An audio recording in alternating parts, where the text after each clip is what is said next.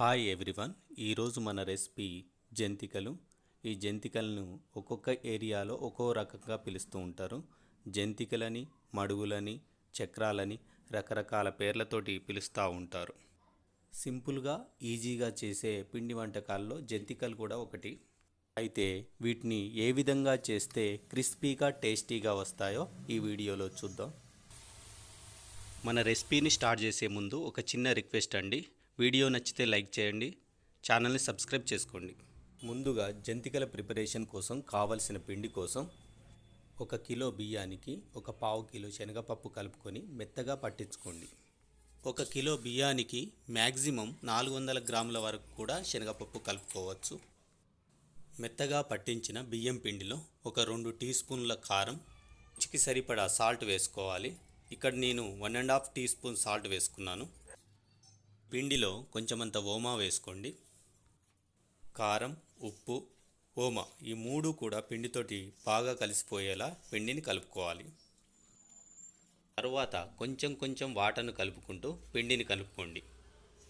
పిండి బాగా మెత్తగా కాకుండా బాగా గట్టిగా కాకుండా కలుపుకోవాలి. కావాలనుకుంటే కొన్ని నువ్వులు కూడా ఈ పిండిలో కలుపుకోవచ్చు. జంతికల యొక్క టేస్ట్ అనేది ముఖ్యంగా మనం కలిపే కారం, ఉప్పు పైన డిపెండ్ అయి ఉంటుంది.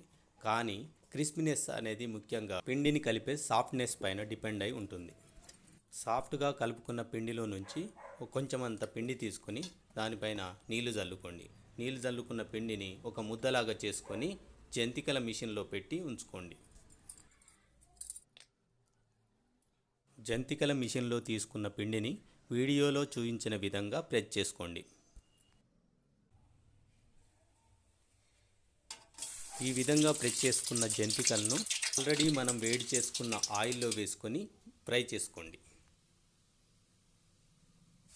తీసుకున్న ఆయిల్ ప్యాన్ సైజు మరియు ఆయిల్ క్వాంటిటీని బట్టి 3 లేదా 4 జంతికలను వేసుకొని వేయించుకోవచ్చు. ఎప్పుడైతే ఆయిల్ లోపల బబుల్స్ అనేటివి తగ్గిపోతాయో అప్పుడు ఈ జంతికలను తీసుకొని పక్కన పెట్టుకోండి. జంతికల మిషన్లో పెట్టుకున్న పిండిని డైరెక్ట్గా మనం ఆయిల్లో రౌండ్ షేప్లో వచ్చే విధంగా చుడుతూ కాల్చుకోవచ్చు.